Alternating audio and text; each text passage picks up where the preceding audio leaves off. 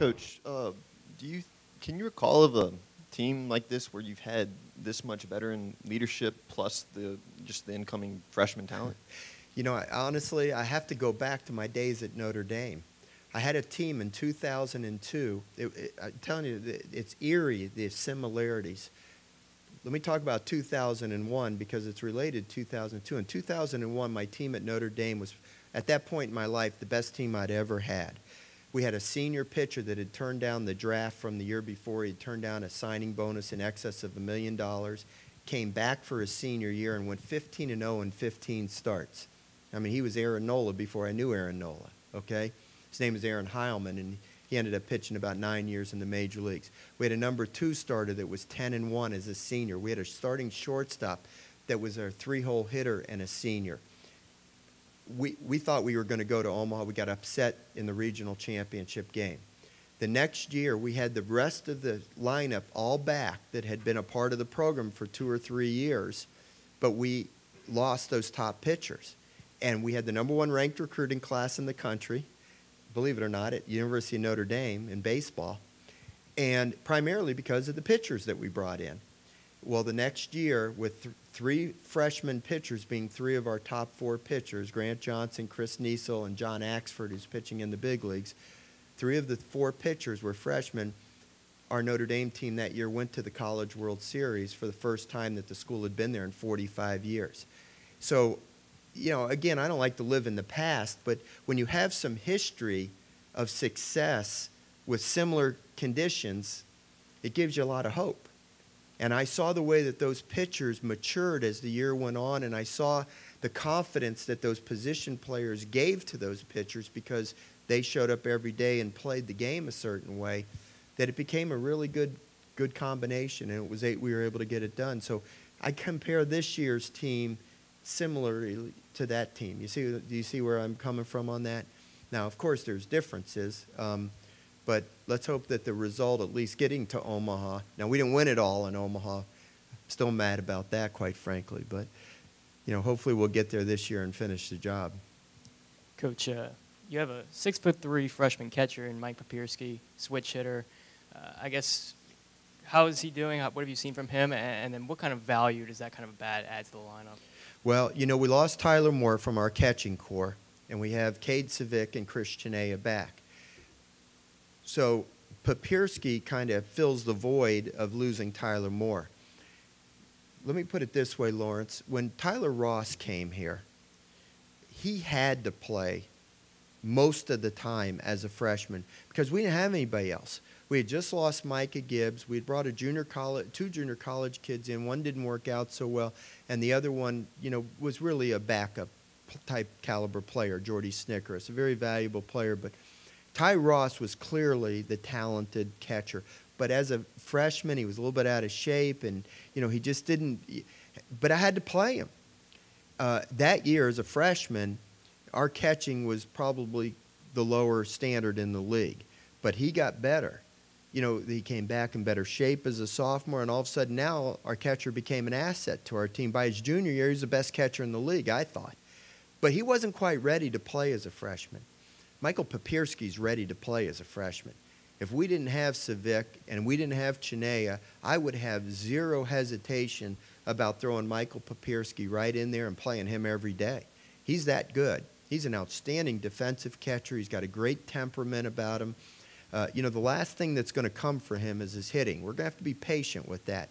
He's going to be a good hitter, but it's just going to take a little bit of time. And even though it's going to take some time, he's still going to come through with some big hits for us when he plays.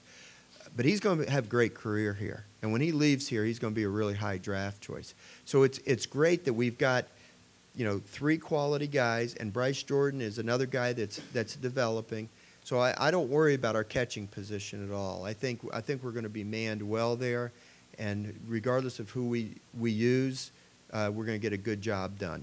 And Michael Papierski is going to be a part of that. How much he plays, how I work him in there, I haven't really totally decided yet. I've got kind of an idea, but we'll let it play out a little bit. But he's going to get some playing time early, and then we'll see, you know, as the year progresses, if he doesn't, you know, because of his play, the quality of his play, if he doesn't earn himself some more playing time. Hey, Coach, what kind of conversations are you having these days with Alex Bregman, and how do they differ, if at all, from when he first got here? You know, Steve, you know, when you get to coach at a place like LSU, occasionally you get these really special kids that come through your life, and he's one of them. You know, every day I thank the Lord that I had the opportunity to have Alex Bregman in our program. Very easily could have signed professionally out of high school. Nobody would have even blamed him. He probably could have got $1 million signing bonus. If not for that injury coming out of high school, he would have gone in the first round. We would have never seen him, okay? But he decided to come to school, and I'm sure he's glad that he did. He's had an amazing experience here because he's had an amazing career. But he has been a kid that he may be gone in a year, but you'll never forget him because it's not just his ability as a player, it's the way he carries himself all the time. He's the first guy at the field, the last guy to leave. He works harder than anybody. He cares more about the team than anybody else does, and yet he's the guy that's going to be the highly touted draft choice and all that stuff. But he's got his head on straight. I mean, he knows where he's going, and he wants to make his experience here at LSU the very best. This is the thing, Steve. He's been like that from the time he got here. So I can't even say he's matured that much since he's been here, or that he's any different than he was 2 years ago. He was an inordinate freshman. But he had experiences, you know, playing for Team USA even before he came here. He played for Team USA 2 years that he's been here. He's worldly. You know what I'm saying? He's worldly. And I don't have any doubt that he's going to have a remarkable year this year. You know, everybody points to Bregman's sophomore year and says, well, it wasn't as good as his freshman year. Well, you know, when his freshman year, he didn't come through every time, but he had a guy named Katz and a guy named Rhymes hitting behind him, okay? You just don't remember when he didn't come through because those guys picked him up every time he didn't. Last year, we had new players there that it took time, okay? But this is the thing, okay? He had the worst slump of his life. I don't remember what he went, Bill, 4 for 50 or something like that, right? I mean, it just ate him up. He never took the bat out to shortstop with him. He played during that stretch when he struggled with the bat, he played better shortstop than I've ever seen him play. Now, how many kids do that? Most of them go out there and they trip over their lip, they're pouting so much, and they're not ready to play. He went out there and helped us win games with his defense. He sprinted on the field, he sprinted off the field every inning, and when he was in the dugout, he was cheering on his teammates. So what I'm saying to you is this. You know, there's a saying in sports that, you know, adversity doesn't build character, it reveals character. Well, what it revealed to me about Alex Bregman, that he's no front runner.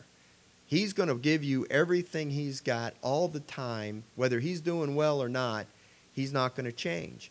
And my respect for that young man grew during the time that he struggled. And that's why I think he's going to be such a success this year and why he's going to be a success as he goes on beyond here. And I told him, you know, going through this, what he went through last year, is actually going to help you down the road because you're going to have times in professional baseball where you're not going to get 2 hits every game. And the fact that you've had some of this adversity that you've had to deal with will help you down the road. He's a wonderful, wonderful young man.